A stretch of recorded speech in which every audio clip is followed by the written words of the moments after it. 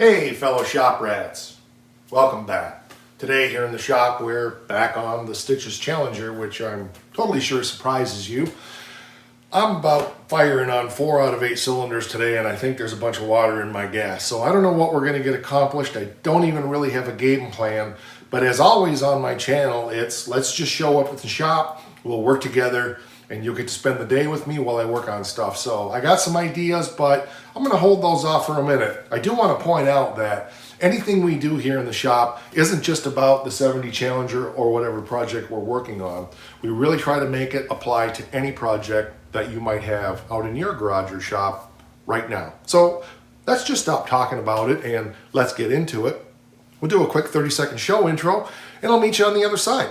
I'm Mike, and this is My Car Shop. Working out of a 100-year-old refurbished barn, bringing 35 years of experience to projects considered beyond repair.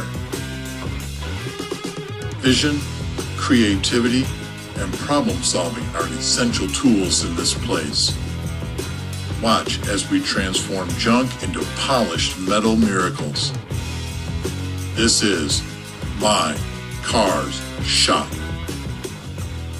First and foremost, today I want to give a shout out to my buddy Chris for coming up this past weekend, and he and I literally killed ourselves to make some improvements to the shop. So I want to give you a little show of what we did there, and then we'll get into the Challenger. So sorry guys, but I really feel it's important. He's such a huge supporter of this channel, and literally donating blood, sweat, and tears, as well as products and stuff to make this channel go, and I can't say enough. So I want to thank him, and let's show you what he and I accomplished over about 16 hours this weekend. Yes, we have a new door. My buddy Dave donated the door to the channel, knowing that I needed to deal with this big double door situation here. It's been a massive heat loss for so long. My buddy Chris came up this weekend and volunteered to spearhead the project. I'm not a construction worker and I don't play one on YouTube, but he's a jack of all trades guy like me, and the two of us put our heads together and got this thing put in. Super awesome. All of the wood, except for the header that we put across there and a few 2x4s, he brought up, it was all scraps from shipping pallets. So all of that wood that you see around there is all shipping pallet boards from his factory where he works, and it's awesome. And like I said, my buddy Dave donated the door from a project that he had. He didn't need it, so it's just huge progress. The double door situation is still there. I don't like a barn. I don't want to take away the integrity of this looking like a 100-year-old barn, because it is a 100-year-old barn. But it's really cool to have this in here. I have some work to do down here yet, because we raised the door up a foot because the floor is just so bad in here, and I've got a solution for that. I just need to get after it and get it done. But for now, I just stuff some tarps in the hole, and it keeps the cold out. So it's all insulated, double-sided. It's got Tyvek on the outside. We got plywood across the top. I got a few more little pieces to put on the outside. Created some better latch mechanisms for the door. Well, the latch mechanisms are the same, but we just rebuilt them so they're better than what I threw together when we first moved in here 11 and a half years ago. But again, huge shout out to Chris. The other thing that happened this weekend while we were working, and it has been happening for a while, and it just finally came to a head this weekend, was the furnace quit. And the blower motor was all mucked up. So after Chris left on Sunday, I tore it apart and took it all apart and cleaned it up, and found that it had about a 1/4 inch of well, not quite, 1/8 of an inch or more of overspray in the entire electric motor for the blower. And the bearings were dry, and I'd been lubricating them, but that's one of the challenges in a body shop. I don't have filtration on that, so I've had that happen before. Took it all apart, oiled the bearings up with some 20W50, cleaned all the paint out of it, blew it out, brake clean, electromotive cleaner, stuff like that, got it all cleaned up. And actually the blower motor's blowing twice as fast as it used to, so it's obviously been deteriorating for a while. So it's a big progress here. I'm hoping with all of this work now that we're not going to have any more cold weather. And you know how that goes. You spend a lot of time working on something and then it's not needed. So I'm hoping that's the case here, but it's cold today, so I'm glad to have that taken care of. All right, I know. But it's about the shop. It's not just about the cars, so I want to share it all with you. I think what I want to do today, I want to get some adrenaline going for myself. I'm going to get out my 36-inch, or 36, that's a 36-inch grinder. I'm going to get out my 6-inch or my 8-inch grinder and just start working on stripping some of this down. I do have a quarter panel coming for this, so I'm probably not going to go down all the way. But it's been bugging me. I'd like to have this match the top of that one over there, and regardless, the top needs to be done anyway. So we'll get that started. Just see how I feel after I start moving around a little bit, and we'll go from there.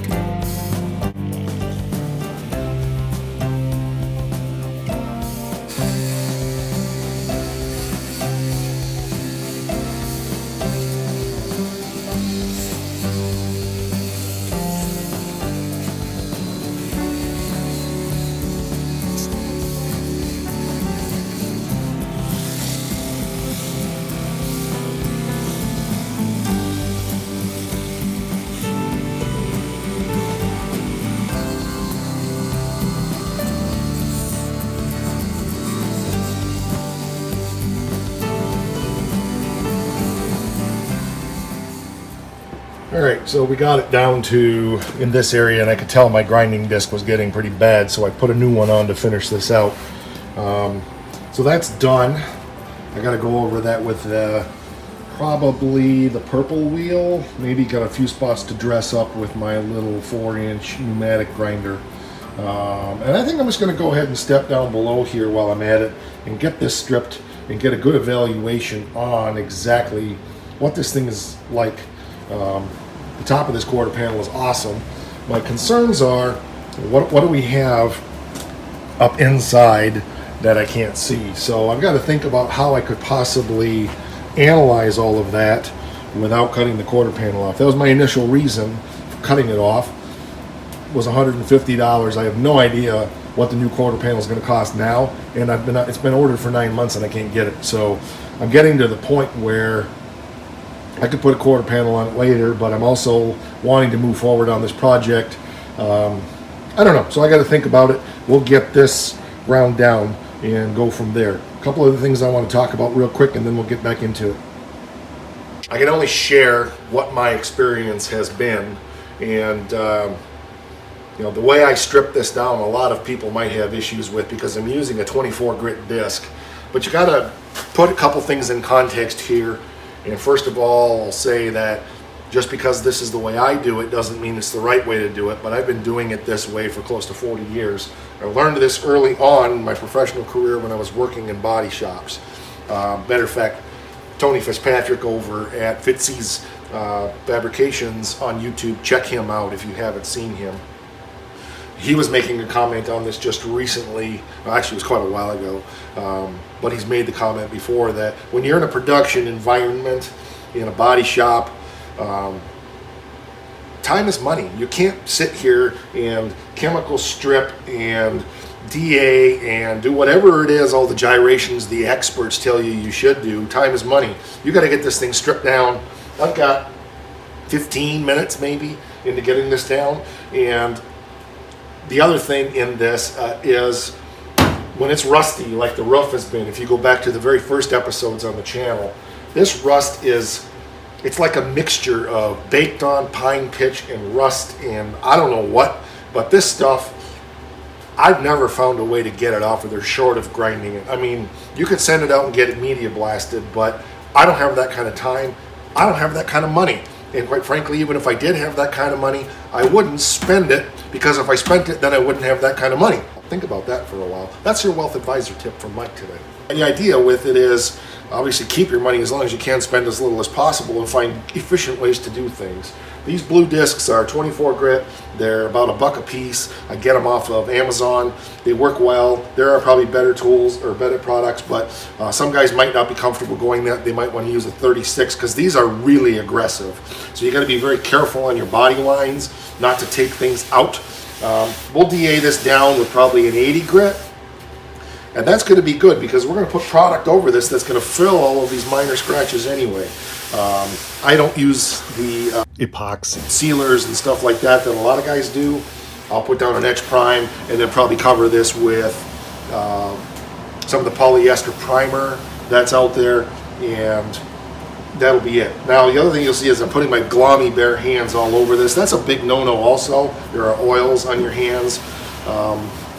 So I would encourage you not to do that. It's just a habit for me because I'm a body guy. And, well, I'm not really a body guy. I've worked in body shops and there's a difference, but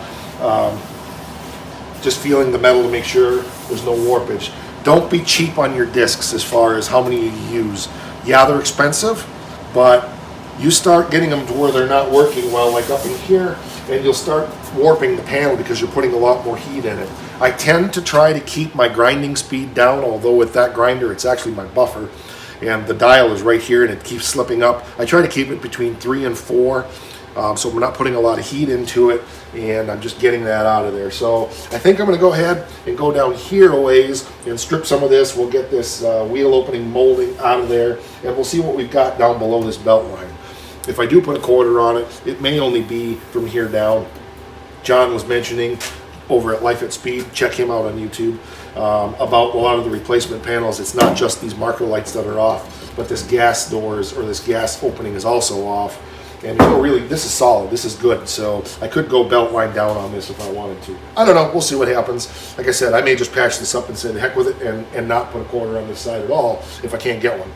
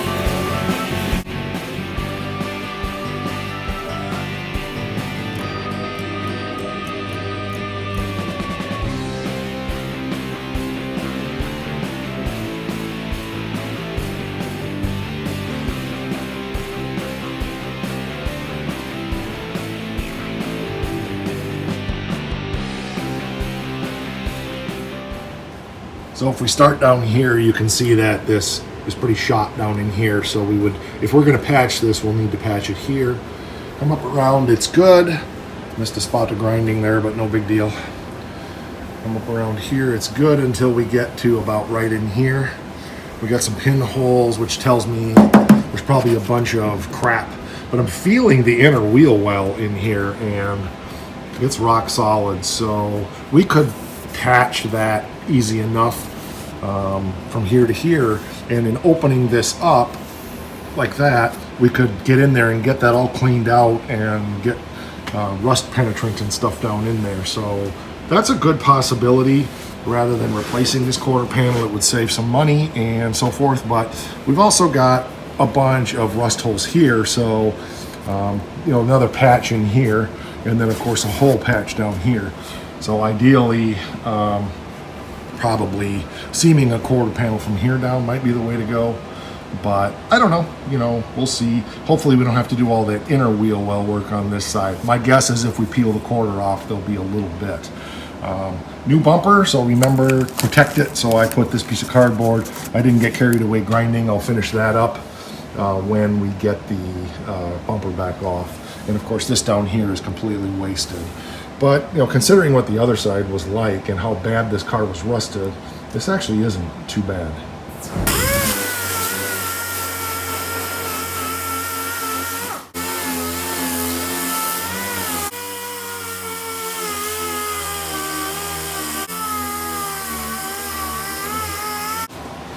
So this upper part for sure is pretty much prepped, and down here it's fairly prepped. Of course, we need to make the decision on what we're doing. Depends on if we can get the panel, etc.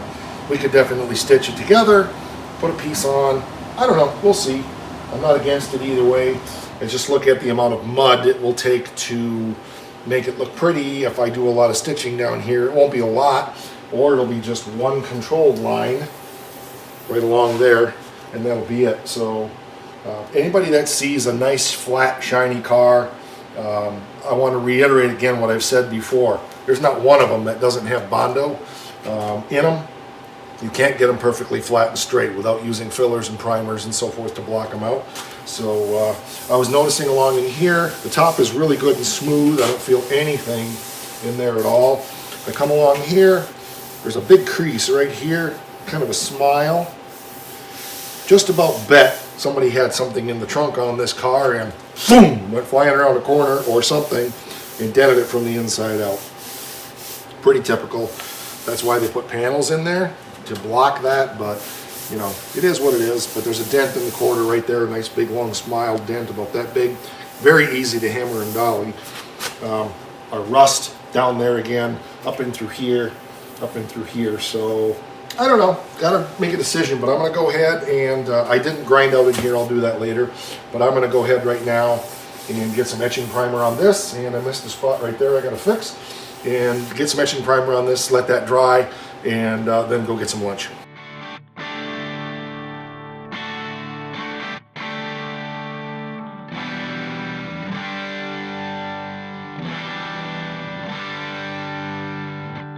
I've said this before over on the 47 series, but when you're using prep sol, pretend this is it. Don't put your rag over the bottle. Dump it on your rag. You don't want to wash contaminants back into the can. So I've wiped it down with that, and now I'm just going over it with a dry rag just to make sure all the prep sol is evaporated. Standard stuff here, nothing fancy, nothing special. Ground it down with that 24. Went over it with a I think it was a 36 grit on the DA just to knock down some of those 24 grit scratches. I'm comfortable with that. So again, you can see we're still getting some contaminants off of there. So that's good.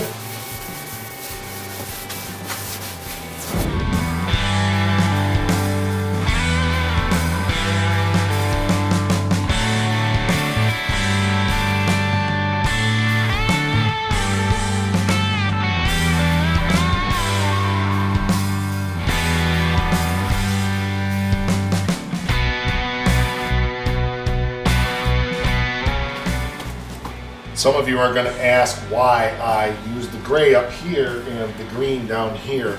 And this is a very important thing, so make sure you get out your notepad and write this down, because it's one of the deep inside secrets of bodywork that a lot of guys don't share, but I'm not afraid to share it with you. So you ready? I ran out of the gray, and the next can I had was green.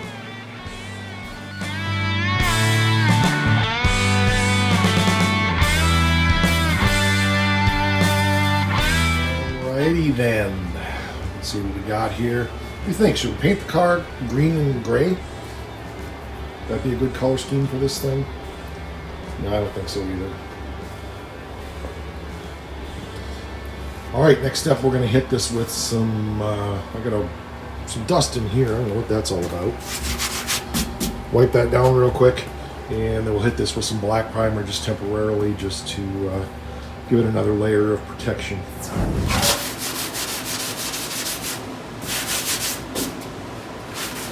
know what the heck that is. A little dirt of some kind, so we'll just, this won't take it off. I'll go grab a Scotch Brite and we'll just dust that up real quick and that'll take care of it.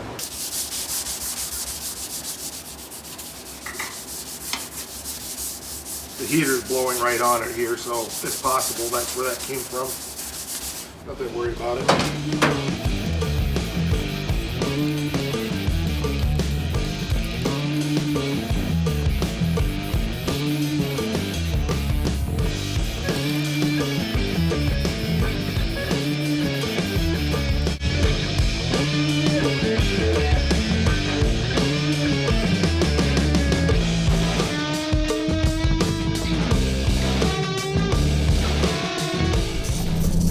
Poor planning promotes, well, anyway, you get it. Not really poor planning. I always keep a couple cans of Rattle Can black primer around the shop, and I finished up the one that I had and grabbed the other one, and it won't spray. So, got to make a road trip, grab some more of that, because I want to finish this little piece today. But I thought I'd take a minute while I'm driving here through the balmy white north. And don't get me wrong, the weather's not that bad, but I hate snow. Did you know that snow is a 4-letter word? I just wanted to share some of my philosophy about where I'm at with this project right now. It's about 7 miles to Wally World, and I'll go grab some of that Rust-Oleum sandable primer. It will get all sanded off when I go to put the polyester on. We'll sand most of that off of there, get it back down to the self-etch, but this is a decent little primer to just keep it from surface rusting. Remember that primers wick moisture, suck.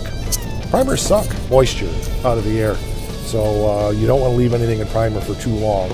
But what I wanted to do was just take a second and talk about the reason why I interject things like this. You know, we've been working hard and heavy on the rear valance, trying to get that done. It's pretty well done. We just got to finish it up. There's that one edge that needs to be done, and of course that's going to need some fiberglass and block sanding and flip it over and do some work on the backside to get it finished up and stuff like that. But after 4,326 episodes on a rear valance, it's about like when you have over 4,000 episodes on a trunk extension. I'm tired of it. I can't imagine you guys aren't too. So I wanted to do something that was just a little fun, something that was progress, something I could teach you a little bit about stripping paint and stripping off rust and tree pitch and just all the stuff. And we've probably talked about it before, but I don't know that I've shared deeper, my philosophies on that and so forth. As far as, that's what I learned to do in my early days in the body shop. And I know there are a lot of purists who would absolutely have a coronary over that, but again, keep it in the context of stitches. It's a car that we're stitching together.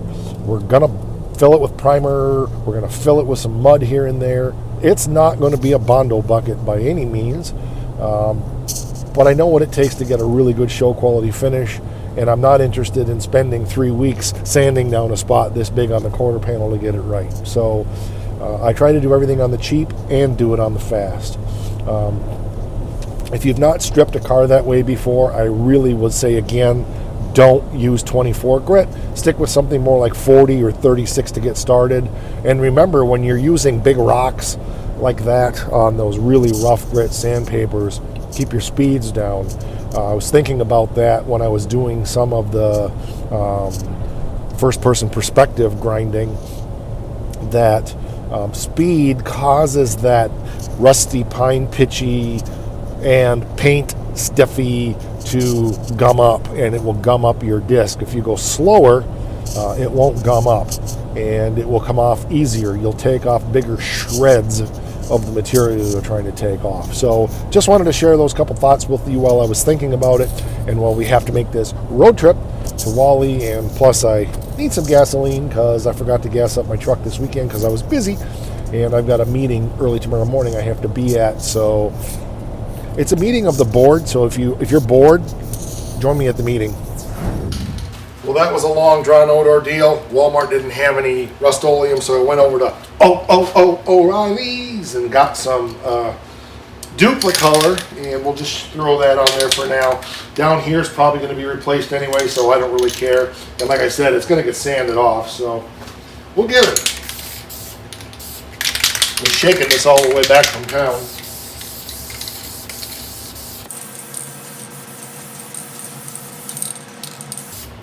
Somebody turned the little thing the wrong way. There we go, now we got a fan. Hate that when they do that.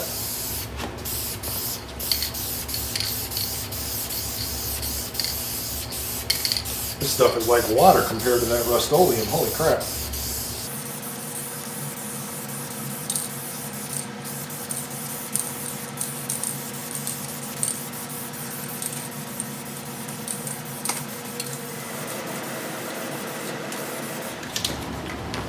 I don't know if you know this or not, but on these cans, on this particular style, this little nipple will spin so that you can always hold your can upright. So I turn that 90 degrees now, and I can go over here.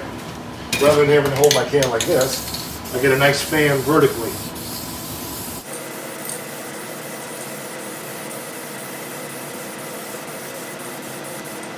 Then when I want to go horizontal, flip it again, Sam.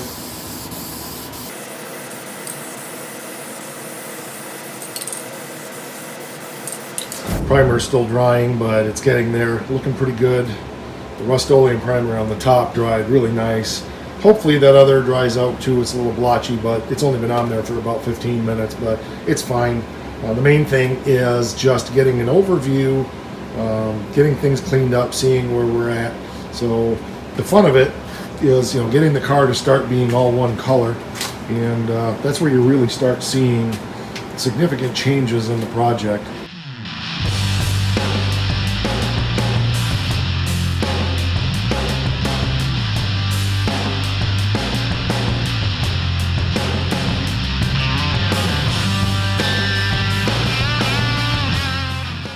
I find doing little projects like this is a lot of fun, and if this isn't about having fun, then why the heck are we doing it? So as I said earlier, I was getting a little tired of rear valance work. This felt like a little fun project. I'd hoped maybe today to have time to get the subframe connector done, but I should have known better. That just was not in the agenda. But I think this looks pretty awesome. And again, it's taking the car and getting it reduced down to just a couple of colors instead of a whole bunch of colors. So think about that on your project. What can you do that would make it look more like a car and less like a pile of junk? Well, start getting things all the same color. I think that's going to do it for this episode. I ran out of time. That trip to town took a lot longer than it should have. We've got a bunch of phone calls yet that I've got to take care of today, and there's just all kinds of stuff because it's life. So thanks for watching. I appreciate it. If you haven't subscribed to the channel, please do that. Hit the bell so you receive those notifications. The channel's really been taking off lately, and that's very exciting.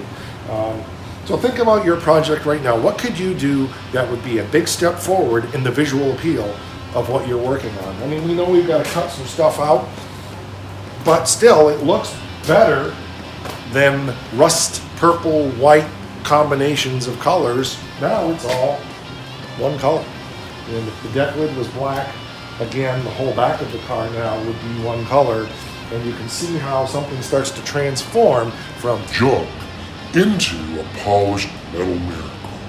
all right, we're on the face thing. Instagram likes us too, /mycarshop. And look at all the purple haze on the floor.